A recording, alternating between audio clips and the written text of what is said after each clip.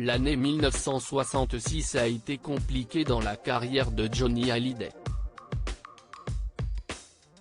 Alors que le fisc lui réclamait 4 millions d'euros et que Sylvie Vartan avait demandé le divorce peu après la naissance de son fils David, le rocker, disparu à l'âge de 74 ans dans la nuit du mardi 5 au mercredi 6 décembre, a failli commettre l'irréparable le 10 septembre 1966.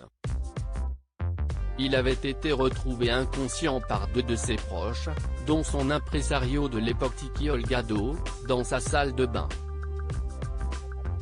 Il s'était taillé les veines et avait avalé toute une boîte de barbiturique.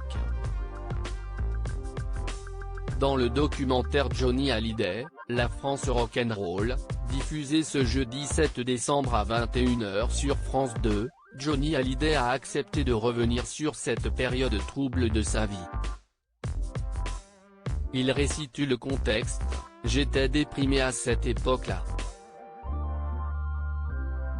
Ma carrière avait baissé et je traversais un moment creux de ma vie.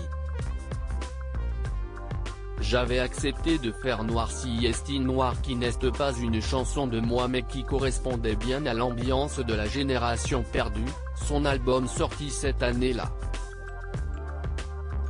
Dans le documentaire, les téléspectateurs pourront également découvrir des images d'époque quand Johnny Hallyday y avait repris la parole dans les médias pour rassurer ses fans. La rockstar s'explique avec une pointe de gêne: « J'étais en dépression.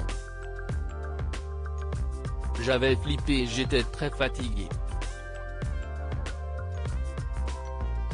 Dans ce cas-là, on le fait sans savoir qu'on le fait. Je ne me suis pas dit que j'allais me suicider.